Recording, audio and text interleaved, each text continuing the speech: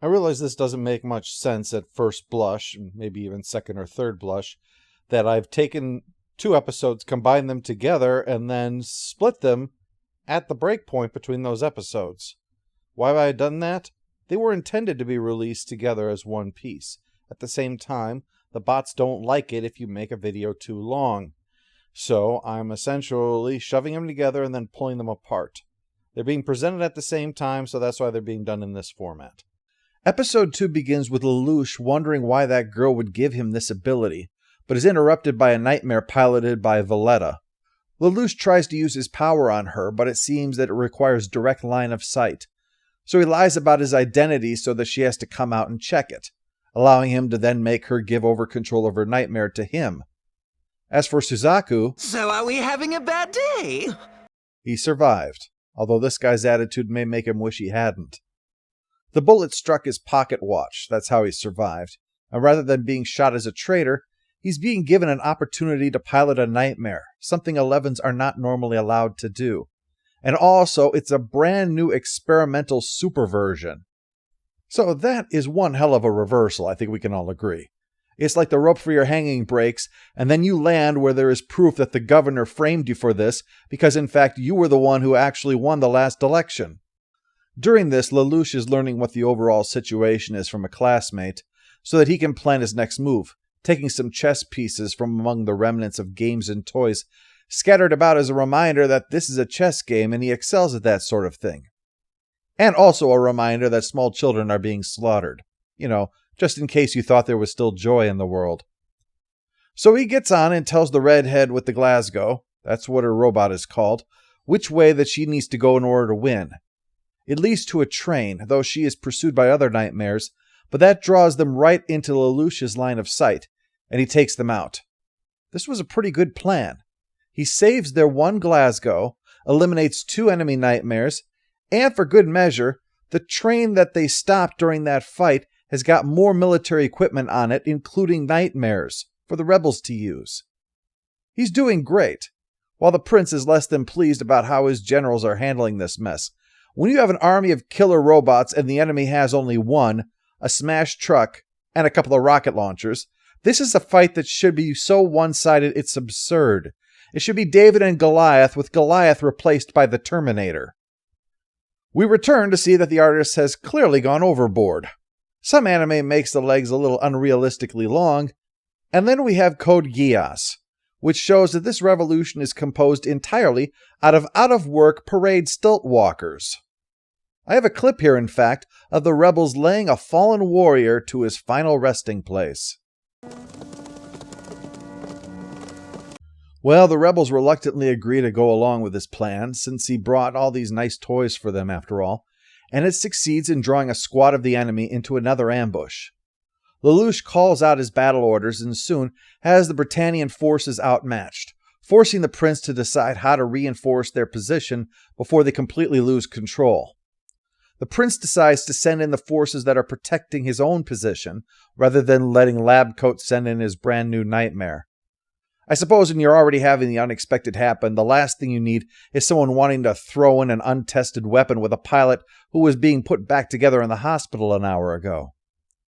Unfortunately for the prince, though, he's played right into Lelouch's hands. The prince commits his forces, and Lelouch has the rebels head underground and cause the ground to collapse right under their reinforcements, taking them completely out of the fight.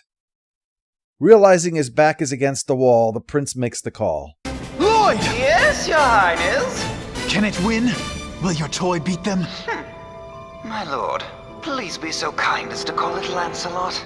No, I'm never doing that. There is a line, and on the other side is calling your new robot Lancelot. So, they get all Apollo 13 here as they prep this thing, and Suzaku marches out there ready to command this 7th generation super robot. He's read the manual and worked the simulator, but that is not much prep. So it's all the more amazing when he comes flying out of there and begins making short work of the rebels. You once thought of me as a white knight on his steed. Now you know how happy I can be.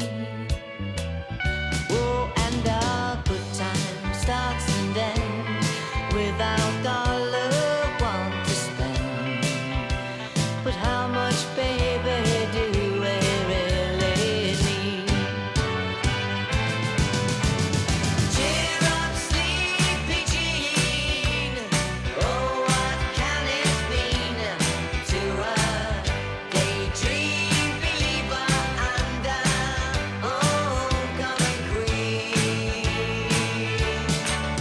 And this is the first time when Lelouch starts to get worried. At first blaming it on the terrorists being unskilled, but pretty soon it's clear that this new nightmare is the real problem. It's like Robin Hood and his merry men knocked out the entirety of Prince John's guards, only to have Darth Vader stroll out looking rather annoyed. Finally, Suzaku finds Lelouch himself, though neither one knows that the other one is piloting, of course. While the device is more effective, Lelouch realizes that this came from an underestimation of how much skill a pilot could bring and change everything. It's only because of Colin sacrificing her Glasgow that Lelouch is able to escape. Oh, spoke too soon there. Lelouch is spared from that rather embarrassing problem of being arrested by his friend when the damage from their fight causes a woman and her child to fall, and Suzaku abandons the chase to save them. Like I said with the gas mask, this shows that his first instinct is always to protect others. It's just his immediate reaction to any kind of situation where people are in trouble. He's simply that selfless of a person that he doesn't even think for a moment, is this the smart thing to do? Never second guesses it. If someone is in need of rescue, he leaps to it. But this allows Lelouch to follow through on what was likely the intent of this all along, slipping out of his nightmare and entering the prince's command center. Easy with his new ability. While he does that, the rebels have fallen back to where the survivors of the massacre have gathered to keep everyone safe. Assuming they don't show up with a tank and an army, I mean. They prepare to exterminate the refugees, but luckily the prince calls a ceasefire before they begin slaughtering everybody. And knowing his troops tells them that this means to also stop destroying everything in sight too. They are the type to say, okay, and then push a building over on some orphans visiting a petting zoo. As you probably guessed, the prince said all of that under duress, but he doesn't realize who this is, that Lelouch is not the dead relative that he thought he was.